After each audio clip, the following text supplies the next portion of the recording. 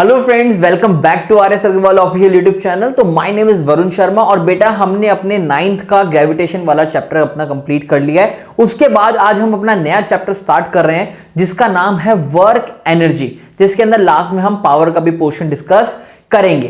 तो ये बेटा बहुत ज्यादा इंटरेस्टिंग चैप्टर है और आपको पढ़ने में बहुत ज्यादा मजा आएगा। इसके अंदर बहुत अच्छे अच्छे कॉन्सेप्ट्स आपके छुपे हुए हैं और उन कॉन्सेप्ट्स को हम पकड़ने की कोशिश करेंगे। आपके कॉन्सेप्ट बिल्डिंग के ऊपर मैं फोकस करूंगा और इसके बारे में हम A to Z सारी बातें डिस्कस करेंगे। तो चलिए हम स्टार्ट करते हैं। तो वर्क एनर्जी आपके चैप्टर का नाम है। तो पहले हम किसके बारे में बात करेंगे? अपने वर्क के बारे में बात करेंगे। अगर मैं आपसे पूछूं वर्क होता क्या है तो आप लोगों को नॉर्मल लगेगा कि सर हमने आज क्या नाम है, आज हमने अपना 10 घंटे तक काम किया, हमने 10 घंटे तक अपना होमवर्क किया या 5 घंटे होमवर्क किया या 5 घंटे हमने ये पढ़ाई करी तो वो हमारे लिए वर्क है। तो हर किसी की डेफिनेशन अलग हो सकती है वर्क की। बट अगर मैं फिजिक्स के टर्म्स में बात करूं तो फिजिक्स के टर्म्स में वर्क का अलग ही मीनिंग आता है। तो अगर मैं फिजिक्स के टर्म्स से बात करूं तो फिजिक्स के टर्म्स में आपको वर्क डिफाइन करने के लिए दो चीजों की रिक्वायरमेंट होगी। कौन कौन सी? एक आपका फोर्स और एक आपका वहां पर जो भी डिस्प्लेसमेंट या फिर डिस्टेंस होगा, यानी फोर्स की और डिस्टेंस या डिस्प्लेसमेंट की आपकी यहां पर रिक्वायरमेंट होने वाली है। तो चलिए हम वर्क को स्टार्ट करते हैं और वर्क को बहुत डिटेल में यहां पर पढ़ते हैं। तो अपने को पता है कि as a force makes a body move then the work is said to be done. अगर आपने किसी भी ऑब्जेक्ट को, अगर आपका ये ऑब्जेक्ट है, अगर मैंने आपको बताया था कि अगर ऑब्जेक्ट को आपको मूव कराना है तो इस ऑब्जेक्ट के ऊपर आपको क्या अप्लाई करनी पड़ेगी? फोर्स अप्लाई करनी पड़ेगी। तो आप किसी भी ऑब्जेक्ट पे फोर्स अप्लाई करते थे और ये किस में आ जाता था? आपका मोशन में आ जाता था। तो सर अगर आपने किसी भी ऑब्जेक्ट के ऊपर फोर्स अप्लाई करी और अगर वो मोशन में आ गया तो मैं क्या बोलूंगा कि इस ऑब्जेक्ट के ऊपर क्या किया गया है? वर्क किया गया है। यानी work is done on this object to make this object into motion. और अगर मुझे कोई काम, अगर मुझे यहां पे इस वर्क करना है इस ऑब्जेक्ट के ऊपर तो मुझे यहां पर क्या रिक्वायरमेंट होती है? एनर्जी की रिक्वायरमेंट होती है। तो वर्क और एनर्जी आपके इंटर रिलेटेड है। मैंने कहा कि आज मेरे अंदर बहुत ज्यादा एनर्जी है काम करने की, तो आज मैं आपके ज्यादा देर आपको यहां पर पढ़ाऊंगा और अगर मेरी एनर्जी डाउन है तो मैं आपके ज्यादा काम नहीं कर पाऊंगा। जनरल टर्म से आप बोल सकते हैं। तो ऐसे ही आपके यहां पर है कि अगर आपको इस ऑब्जेक्ट को वर्क ज्यादा, इसके ऊपर वर्क करना है, ज्यादा फोर्स लगानी है तो आपको ज्यादा एनर्जी की रिक्वायरमेंट होगी। तो वर्क और एनर्जी एक टर्म्स में आपस में इंटर रिलेटेड होते हैं। ठीक है। दूसरी चीज की बात करें कि when work is done an equal amount of energy is used. समझ में आ गया? अगर आपने वर्क किया है, अगर आपने कहीं पर भी किसी ऑब्जेक्ट पर वर्क किया है तो वर्क करने का मतलब है कि वहां पर आपने एनर्जी भी यूज की है। तो अगर आपको किसी ऑब्जेक्ट पर वर्क करना है तो आपके पास एनर्जी होनी जरूरी है और अगर आपने किसी ऑब्जेक्ट पर जितना अमाउंट ऑफ वर्क किया है उतनी आपकी एनर्जी वहां पर यूज्ड हुई है। तो एनर्जी वाली चीज को हम बाद में पढ़ेंगे, इसके कॉन्सेप्ट को हम लास्ट में पढ़ेंगे। अभी हम बात करेंगे अपने पर्टिकुलरली वर्क के बारे में कि वर्क आपका होता क्या है, वर्क का फॉर्मूला क्या होता है, कैसे कैसे इसके कॉन्सेप्ट्स आते हैं। तो चलिए आगे चलते हैं। ठीक है। तो अब हम पर्टिकुलर बात करने वाले हैं आपके वर्क की। तो वर्क के अंदर मैंने आपको बताया कि वर्क को आपको डिफाइन करने के लिए दो चीजें की रिक्वायरमेंट है, यहां पर आपकी फोर्स की और आपके डिस्टेंस या फिर डिस्प्लेसमेंट की।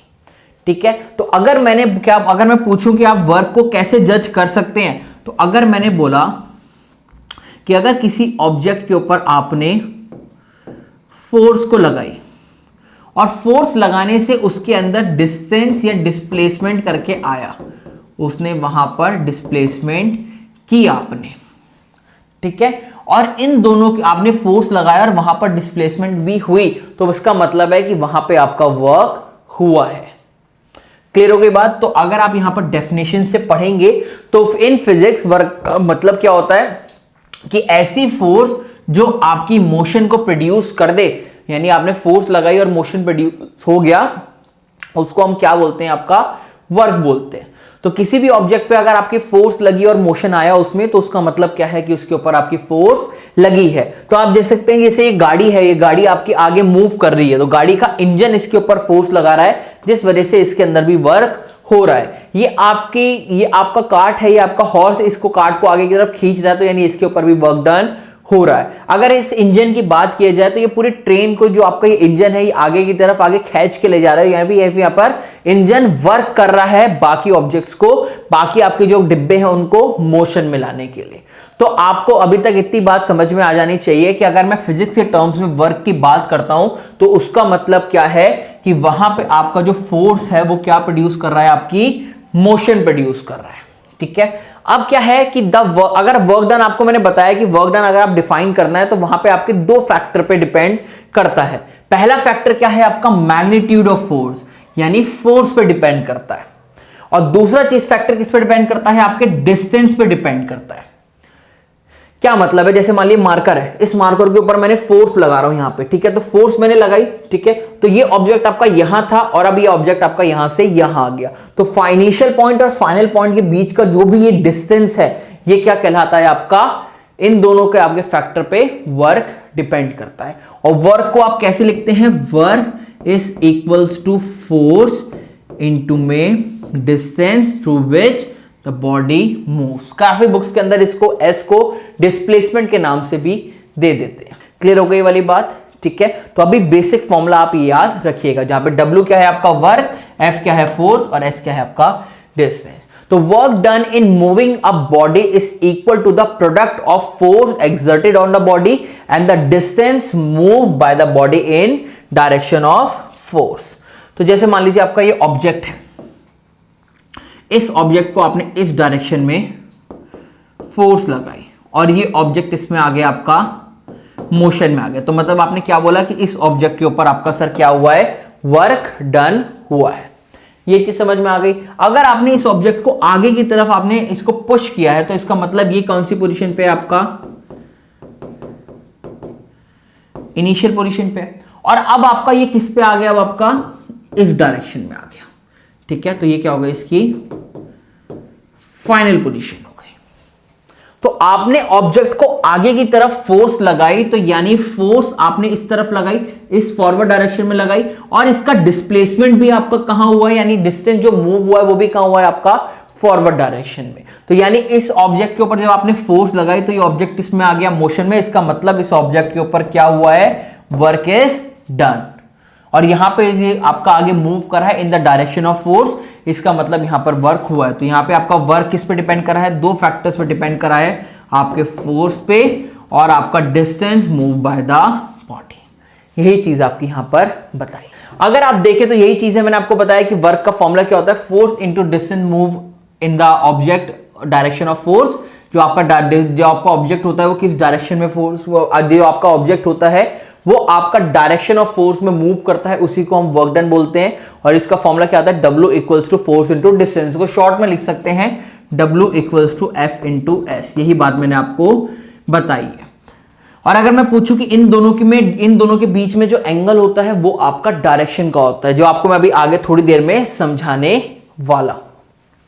चलिए आगे चलते हैं, इसके बारे में बहुत बातें आपको डिटेल में यहां पर मैं बताऊंगा। चलिए इस वाले आप इस चीज को समझिएगा। तो आपके सामने मैंने एक फॉर्मूला लिखा है, work equals to force into distance.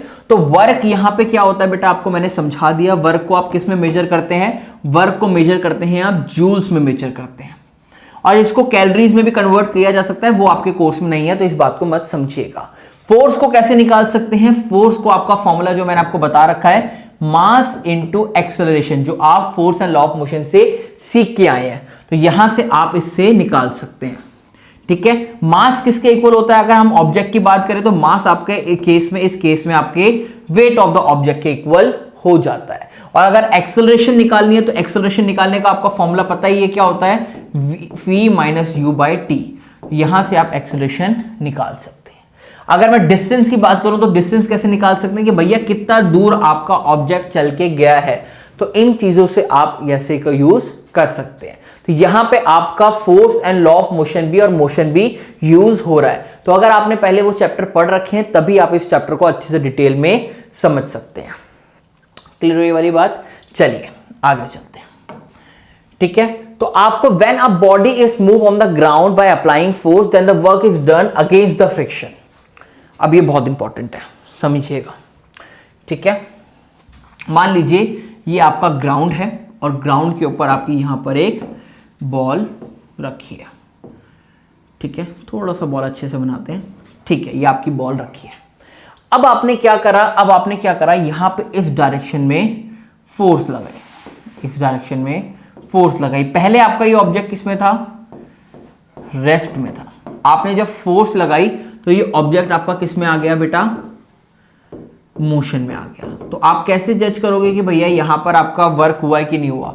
तो आपने जब फोर्स लगाई तो फोर्स लगाने से वो ऑब्जेक्ट किसमें आ गया, मोशन में आ गया। इसका मतलब यहां पर वर्क हुआ है।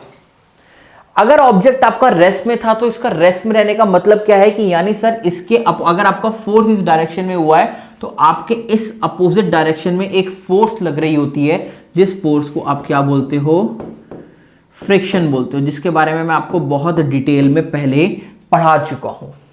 आगे पहले वाले चैप्टर्स में बहुत डिटेल में हम इस चीज को पढ़ चुके हैं। तो अगर आपका फोर्स जिस डायरेक्शन में लगा है उसके अपोजिट डायरेक्शन में कौन सी फोर्स एक्ट कर रही होती है, आपकी फ्रिक्शन ऐड कर रही होती है। तो अगर कोई बॉडी आपके इस वाले ग्राउंड के ऊपर मूव करी है, इसका मतलब वो फ्रिक्शन के अगेंस्ट आगे मूव करी है। और जो वर्क डन हुआ है वो भी कहां हुआ है, आपके फ्रिक्शन के अगेंस्ट हुआ है। तो धीरे धीरे कॉन्सेप्ट अपने बिल्ड करते रहिए जिससे आपको कोई भी दिक्कत ना हो। चलिए आगे अगले पॉइंट पे चलते हैं। अगला पॉइंट है आपका यूनिट्स ऑफ वर्क। वर्क की यूनिट्स की बात करते हैं। तो आप यहां पे वर्क की यूनिट की बात करें तो आपका वर्क का फॉर्मूला मुझसे क्या पड़ा, फोर्स इंटू डिस्टेंस। फोर्स की आपकी यूनिट क्या आती है, न्यूटन। डिस्टेंस को आप किस में मेजर करते हैं, मीटर में। तो न्यूटन मीटर आपकी वर्क की एक यूनिट आती है और न्यूटन मीटर को ही आप क्या बोल देते हैं, कई बार जूल बोल देते हैं। समझ में आ गया। वर्क आपकी कैसी यूनिट होती है, वर्क आपकी स्केलर यूनिट होती है। वर्क कैसी यूनिट होती है, आपकी स्केलर यूनिट होती है। मतलब इसके पास आपका मैग्नीट्यूड होता है बट डायरेक्शन नहीं होती। क्लियर है वाली बात, ठीक है। आपसे पेपर में क्वेश्चन पूछा जाता है और बहुत इंपॉर्टेंट है, डिफाइन 1 जूल। 1 जूल को आप डिफाइन कीजिए। आपसे ये वाली चीज एग्जाम में बहुत बार पेपर के अंदर पूछी जा चुकी है, ठीक है। तो कैसे डिफाइन करेंगे 1 जूल को, समझना। अगर आप पहले डेफिनेशन पढ़ लो कि when the one force Newton apply on a body, जिससे आपका एक डिस्टेंस मूव करे इन ओन डायरेक्शन, इसको वर्क डन बोलते हैं। नहीं समझ में आया, अब समझना। Work done equals to force into distance, ये आपने पढ़ा था। जब किसी ऑब्जेक्ट पे, मेरी बात को बहुत ध्यान से सुना, जब किसी ऑब्जेक्ट पर 1 न्यूटन की फोर्स लगाई जाए और 1 न्यूटन की फोर्स लगाने से वो आपका 1 मीटर डिस्टेंस आगे मूव करे in the direction of force, तो वहां पर जो वर्क डन उस ऑब्जेक्ट पे हुआ होगा उसको हम क्या बोलते हैं, 1 जूल बोलते हैं। बेटा जब अगर आपको ये बोलने का तरीका और ये लिखने का तरीका आ गया ना, तो आप आराम से कोई भी डेफिनेशन लिख सकते हो। तो यहां पर आप ये देखेगा कि जब आपकी 1 न्यूटन की फोर्स लगाई जाती है किसी ऑब्जेक्ट के अंदर और वहां पर वो कितना मूव करता है, डिस्टेंस 1 मीटर मूव करता है, ठीक है, तो वर्क डन को हम क्या बोलते हैं, आपका 1 जूल बोलते हैं। क्लियर। और आपसे ये 2 मार्क्स में काफी बार एग्जाम में पूछा जा चुका है। समझ में आ गई वाली चीज, बताओ पक्का, ठीक है। चलिए आगे चलते हैं। अगली चीज क्या है, work done against the gravity. बहुत इंपॉर्टेंट है। अब मान लीजिए जैसे आपका ये ऑब्जेक्ट है, नीचे जमीन पे पड़ा, आपने जमीन से ऑब्जेक्ट को उठाया और आपने ऐसे पुश किया ऊपर की तरफ ना, आपने ऊपर की तरफ उठाया उस ऑब्जेक्ट को, तो आपने ग्रेविटी के अगेंस्ट में वर्क किया कि नहीं करा। आपको पता है ना कि ये ऑब्जेक्ट को डाउनवर्ड डायरेक्शन में आपकी ग्रेविटेशनल फोर्स खींच रही होती है। तो जब आप work done against the gravity करते हो, हम यहां पर उसकी बात करने वाले हैं, ठीक है। तो सारे पॉइंट्स को धीरे धीरे समझते रहना। तो फर्स्ट पॉइंट क्या है, whenever work is done against the gravity the amount work done is equal to the product of weight of the body and the vertical distance through which body is lifted. बहुत important है। मान लीजिए चलिए ये आपकी एक rod है, ठीक है, जिमिंग रॉड जो होती है आपकी ना, बारबल रॉड। आपने क्या करा, इसको उठाया और आपने हवा में ऐसे पुश किया, आपने इसको उठा के हवा में ऐसे खड़ा कर दिया। तो यानी आपने जब इसको ऊपर की डायरेक्शन में खींच रहे थे, ऊपर की डायरेक्शन में ले जा रहे थे, तो ऊपर की डायरेक्शन में क्या हुआ, आपने ऊपर की डायरेक्शन में आपने क्या किया, वर्क किया। इस ऑब्जेक्ट को नीचे कौन खींच रहा है, इस ऑब्जेक्ट को नीचे कौन खींच रहा है, इसका वेट, और इसका वेट कितना है आपका mg। ठीक है, आई समझ में आई कि नहीं। और आपने इस ऑब्जेक्ट का, आपका मान लीजिए ऑब्जेक्ट था यहां, आपने उठा के इसको यहां पर हवा में लिफ्ट कर दिया। इस ऑब्जेक्ट को यहां पर एक बंदे ने क्या किया है, इस बंदे ने यहां पर इस ऑब्जेक्ट को ऊपर की तरफ ऐसे लिफ्ट कर दिया। तो पहले यहां था, यानी अब यहां पहुंच गया, यानी ये क्या हो गया, इसका वर्टिकल डिस्टेंस हो गया। तो यहां पे आपकी फोर्स ये आई और आपका वर्टिकल डिस्टेंस ये आया। तो अगर मैं टोटल यहां पे बात करूं तो टोटल यहां पर जो आपका वर्क डन हुआ होगा वो कितना हुआ होगा। वर्क डन का फॉर्मूला क्या होता है, फोर्स इंटू डिस्टेंस। फोर्स यहां पे किसके इक्वल आई, आपके यहां पर वेट के इक्वल आई, तो W इक्वल्स टू mg, और यहां पे ये क्या है आपका डिस्टेंस। ठीक है, तो डिस्टेंस को आप यहां पे क्या बोल सकते हो, m, यहां पे हाइट के उसमें भी बोल सकते हैं। तो mgh आपका यहां पर वर्क निकल के आया। तो आप आगे देख सकते हैं यहीं पे आपका ये चीज किया हुआ है। तो अगर आपने जो वर्क डन किया है आपने किसी भी ऑब्जेक्ट को लिफ्ट करने के लिए, वो किसके इक्वल होता है, weight of body into vertical distance. ठीक है, और वहां पे आपका वर्क जो है वो क्या बोला, mgh बोला। जहां पे W क्या है आपका वर्क डन है, m क्या है आपकी मास ऑफ द बॉडी है, अगर g की बात करें तो एक्सेलरेशन ड्यू टू ग्रेविटी, और h क्या है आपका वर्टिकल डिस्टेंस, जहां पे आपकी ऑब्जेक्ट ऊपर लिफ्ट किया गया है। ठीक है, समझ में आया कि नहीं आया वाली बात। पक्का आपको एक भी चीज ऐसी नहीं छोड़ूंगा जो आपकी गलती से भी मिस हो जाए। इसके बाहर आपको कहीं पर भी कुछ भी देखने को नहीं मिलेगा। अब एक क्वेश्चन की बात कर लेते हैं। वीडियो को पॉज कीजिए, आप खुद क्वेश्चन ट्राई करने का कोशिश कीजिएगा। आपको क्या बोला है कि आप कितना वर्क डन किया गया जब आपकी फोर्स कितनी थी, यहां पर 10 न्यूटन। एक ऑब्जेक्ट का आपने डिस्टेंस कितना मूव किया, 1 मीटर। ठीक है, आप यहां पे क्या निकालिए, मुझे वर्क डन निकाल के दीजिए। कैसे निकालोगे, बहुत सिंपल है सर। वर्क डन का फॉर्मूला क्या होता है आपका, फोर्स इंटू डिस्टेंस। फोर्स कितनी दी है सर, 10 न्यूटन, डिस्टेंस कितना दे 1, तो वर्क का यहां पे कितना आ गया, 10 न्यूटन मीटर।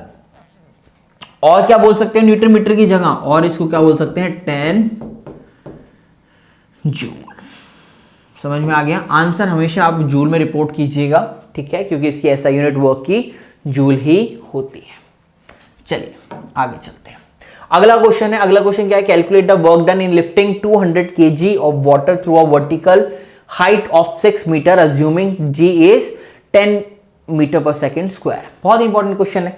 क्या क्वेश्चन कह रहा है आपको, जरा आप ध्यान से यहां पे देखिएगा कि आपको क्या बोला है, वर्क डन निकालना है। जब आपका क्या निकालना है, वर्क डन निकालना है। कौन सा वर्क डन है, या अगर आप ध्यान से देखें तो ये कौन सा वर्क डन है, work done against the gravity. और इसी चीज को मैंने अभी आपको थोड़ी देर पहले समझाया था। अगर आपको work done against the gravity निकालना है तो वहां पे आपका फॉर्मूला क्या निकल के आता है, mgh।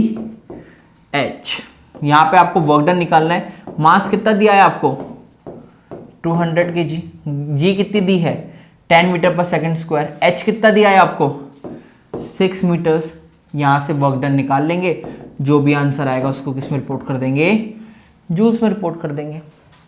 कितना सिंपल क्वेश्चन था बताओ, हो जाएगा। बड़ा सिंपल क्वेश्चन है, आप लोग आई होप आप लोग कर पाएंगे। अगला हम बात करते हैं बहुत अपने इंपॉर्टेंट कॉन्सेप्ट की, कि work done by a force obliquely.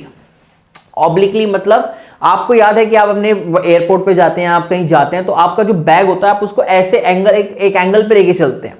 आप उसके डिस्प्लेसमेंट को ऐसे सीधा नहीं कराते, आप उसको ऐसे एंगल होता है आपका, जैसे ग्राउंड है और ग्राउंड पे आपका बैग है तो बैग आपका ऐसे स्लाइड करता हुआ जाता है। तो यहां पर जो डिस्प्लेसमेंट होती है ना, तो आपका जो ऑब्जेक्ट है, ऑब्जेक्ट कहां मूव कर रहा है, आगे की तरफ मूव कर रहा है, बट आप फोर्स कहां लगा रहे हैं, ऊपर की डायरेक्शन में लगा रहे हैं। तो यहां पर डिस्प्लेसमेंट और फोर्स के बीच में आपको यहां पर एक एंगल देखने को मिलता है। ठीक है, तो अगर जब आपकी फोर्स और डिस्प्लेसमेंट के बीच में एक एंगल मिले तो इस डायरेक्शन में आप इस केस में कैसे आप वर्क डन निकालेंगे। तो ध्यान से समझना, यहां पर आपका जो वर्क डन निकलता है ना, वर्क डन का फॉर्मूला क्या बनता है यहां पर, F(s) cos थीटा। इस फॉर्मूले से आप इस केस के अंदर वर्क डन निकालते हैं। और थीटा क्या है sir, theta is the angle between force and displacement. Force और डिस्प्लेसमेंट या फिर डिस्टेंस के बीच में जो भी एंगल होता है उसको क्या बोलते हैं हम, थीटा बोलते हैं। फॉर्मूला समझ में आया। अब आपको मैं यहां पर 3 वैल्यूज बता देता हूं जो आपको आगे जाके काम आएंगी। अगर हम यहां पर cos 90 की बात करें तो cos 90 आपका कितना होता है सर? cos 90 होता है 0। अगर यहां पर हम cos 180 की बात करें तो cos 180 कितना होता है बेटा? -1। अगर हम यहां पर cos 0 डिग्री की बात करें तो ये कितना होता है? 1। अब सर ये आपने तीनों वैल्यूज हमें क्यों लिखवाई हैं? अभी आपको अगले 10 से 15 मिनट के अंदर ये 3 वैल्यूज का मैं यूज करता हुआ नजर आऊंगा, तो उस टाइम पे आपको ये वैल्यूज याद होनी चाहिए, तो इसलिए मैंने आपको वैल्यूज यहां पर पहले ही लिखवा दी। चिंता मत करो, हर चीज यहां पर आपको क्लियर करा दूंगा, कोई भी दिक्कत आपको नहीं होगी। तो अगर आप देखें तो यहां पर अगर आप इस ऑब्जेक्ट को खींच रहे हैं तो सर ये cos थीटा क्यों आया? अगर मान लीजिए कोई 2 चीजें होती है ना, जैसे आपने ये लिया, ठीक है, आपने ये ऑब्जेक्ट लिया, आपका मान लीजिए आपकी डायरेक्शन ये है, तो यहां पर जो नीचे जो कंपोनेंट आता है वो क्या होता है? आपका कॉस कंपोनेंट होता है, और ऊपर जो कंपोनेंट आता है वो क्या होता है बेटा? साइन कंपोनेंट होता है। तो नीचे आपका यहां पर डिस्प्लेसमेंट इस डायरेक्शन में हो रही है, तो इसीलिए यहां पर हमने कौन सा कंपोनेंट लिया है बेटा? आपका कॉस कंपोनेंट लिया है, ठीक है। तो यहां पर आपको मैंने बताया कि हम यहां पर F इंटू एस वाला सिंपल फॉर्मूला यूज नहीं कर सकते अगर हमारा कुछ ऐसी डिस्प्लेसमेंट हो रही है। ये लड़की आपके इस ऑब्जेक्ट को ऐसे डायरेक्शन में खींच रही है, तो डिस्प्लेसमेंट तो आपकी ऐसे हो रही है, बट इसकी फोर्स कहां लग रही है सर? फोर्स ये ऐसे लगा रही है। तो इन दोनों के बीच में आपको यहां पर एक एंगल बनता हुआ दिख रहा है। तो इस चीज को ऑब्लिक डिस्प्लेसमेंट के नाम से भी आप टॉपिक देख सकते हैं। तो इस केस के अंदर अगर आपको जब निकालना हो, इस केस के अंदर अगर आपको यहां पर फोर्स और डिस्टेंस डिस्प्लेसमेंट के बीच में रिलेशन निकालना हो तो रिलेशन कैसे यूज करते हैं? आप यहां पे जो आपका हॉरिजॉन्टल कंपोनेंट होता है आप उसको लेते हैं। तो हॉरिजॉन्टल कंपोनेंट क्या था यहां पर? cos थीटा, और ये आपका वर्टिकल कंपोनेंट क्या था? आपका sin थीटा। तो इसलिए आप यहां पर cos को यूज करते हैं। तो इस डायरेक्शन में क्या थी आपकी s, इधर क्या था आपका f, और इन दोनों के बीच में आपका ये थीटा। तो यहीं से आपका फॉर्मूला निकल के आता है एफ एस कॉस थीटा। ये आपका वर्क का फॉर्मूला निकल के आता है। तो जब भी आपको एंगल की बात किया जाए, एक पर्टिकुलर एंगल की बात किया जाए, तो वहां पे वर्क डन आप ऐसे निकालते हैं। क्लियर? तो आप इस चीज को यहां पर भी पढ़ सकते हैं। क्लियर? चलिए, तो अगली चीज आप यहीं पे देखिएगा, तो इसी फॉर्मूले को उन्होंने यहां पर यूज कर रखा है, जिसको एफ एस कॉस थीटा, इसको एफ एस कॉस थीटा या फिर एफ एस कॉस थीटा या फिर एफ कॉस थीटा एस भी बोला जाता है। जहां पे एफ क्या है? आपकी फोर्स अप्लाइड, थीटा क्या है? आपका एंगल बिटवीन, ठीक है, फोर्स और डिस्टेंस के बीच में जो भी एंगल है आपका, और एस क्या है? आपका डिस्टेंस मूव, और ऐसे आपका एक कुछ आता है, ठीक है। इनिशियल आपका ऑब्जेक्ट यहां था, आपकी ट्रॉली यहां थी, आप फोर्स ऊपर की तरफ लगा रहे हो, आप हाथ से इधर खींच रहे हो, आपकी ट्रॉली मूव करती करती आगे पहुंच गई। तो इन दोनों के बीच का जो डिस्टेंस होगा वो s होगा, ये आपकी फोर्स लग रही है, और इन दोनों के बीच में जो भी एंगल होगा वो आपका थीटा होगा। आई होप ये चीज आपको समझ में आ गई होगी, ठीक है। चलिए आगे चलते हैं। तो अब हम बात करेंगे work done when the force acts at the right angle triangle. तो अब मैं आपको यहां पर पॉजिटिव वर्क, नेगेटिव वर्क और जीरो वर्क की बात करूंगा। तो ये वाली चीज अपनी नेक्स्ट क्लास में स्टार्ट करेंगे। आज मैंने आपको क्या बताया? वर्क के बारे में बताया कि वर्क क्या होता है, और आपको मैंने एक एडवांस टॉपिक कराया जिसको आप ऑब्लिक डिस्प्लेसमेंट के नाम से भी जानते हैं। तो वर्क का एक बेसिक फॉर्मूला क्या होता है आपका? एफ एस, ठीक है, फोर्स इंटू डिस्टेंस मूव्ड, ठीक है, और इसकी यूनिट क्या आती है? जूल। फिर आपका 1 जूल क्या होता है, हमने उसकी बात करी, और फिर आगे हमने इससे कुछ रिलेटेड क्वेश्चंस करे। अब नेक्स्ट क्लास में आपको पॉजिटिव वर्क, नेगेटिव वर्क और जीरो वर्क की बात करेंगे, और वहां पे हम आगे और कॉन्सेप्ट भी सीखेंगे। अगर आपको ये चीज पसंद आई हो, हमारा कंटेंट पसंद आई हो, तो please give a thumbs up and don't forget to subscribe us. Thank you so much for watching. Till then take care, bye bye.